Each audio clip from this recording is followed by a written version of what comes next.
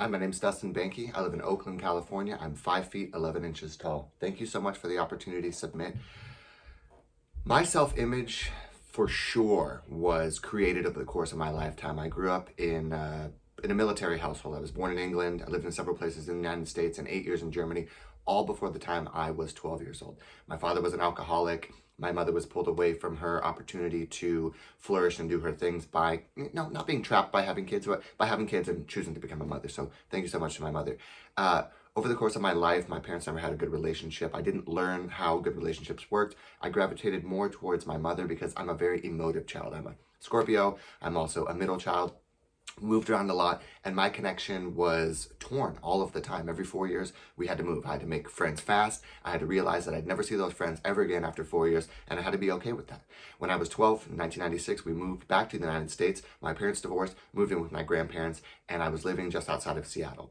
I was then exposed to the American drinking culture, which is binge, binge, binge, binge, binge, binge, binge, and consume, consume, consume, consume, consume. But I never really had the opportunity to learn about these types of things, about how to live and improve your life. And anyways, I became a terrible alcoholic, and that didn't really, kind of undercover itself until I was in college and I got a felony. I got a DUI. I was always, when I was younger, the designated drunk driver, which it seems ridiculous, but it was. I just felt like I needed to nurture and care for people, so I always got people home safely, but in the end, I ended up screwing over myself. So first felony when I was 21, vehicular assault.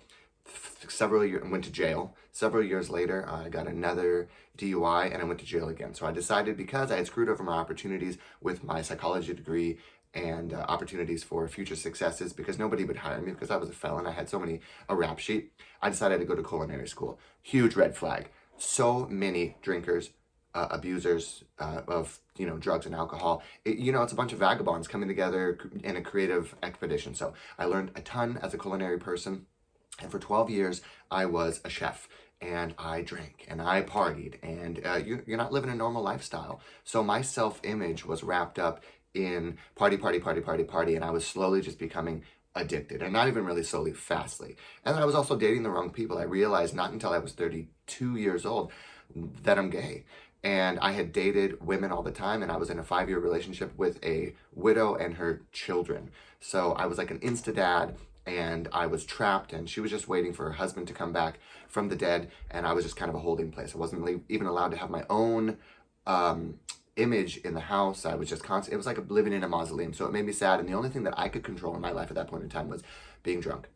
So I just became intoxicatingly addicted to alcohol, and I couldn't escape. I thought that my life was just going to be wrapped up in misery, bad relationships, taking care of kids that aren't mine, pain, pain, pain, pain, pain, pain, pain. Until one day I realized none of this is for me. I have to get sober. I'm going to die. I'm living in an unelectrified basement. I've been kicked out of my house. I'm crashing cars. I'm getting fired. And I'm a piece of crap. But I'm not a piece of crap.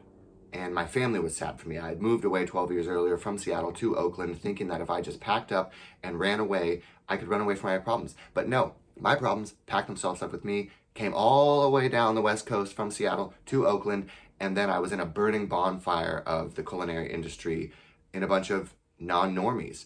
We work on nights, holidays, weekends, all the times that regular people are out enjoying themselves, we're working. All the times that you're out with your family, celebrating and doing things for holidays and that kind of stuff, we're working. So we're always working. And every good restaurant has a great alcohol program. And every restaurant is attached to a friendly bar. So that's where you go at midnight or 1 or 2 in the morning when you're done. You go out and drink. So one day I just realized I'm going to die or I'm going to live. And I always wanted to live to be 100. And you can't live to be 100 if you die at 32. It's just a fact. It's a lot of years between 32 and 100 that I need to live. So I decided I would get sober. And I was challenged by my ex. Well, she didn't really challenge me. She just told me I was hopeless and that I couldn't get sober. So I said, no, I can do it. I'm going to do it in your face. And I did it. And one day I quit drinking. Then the next day was a little bit better, and then a little bit better, and a little bit better. Blah, blah, blah, blah. We're almost at 7 years now. And now I got out of that relationship. I realized that I'm gay. My self-image is just miraculous. I changed my career, and now here I am.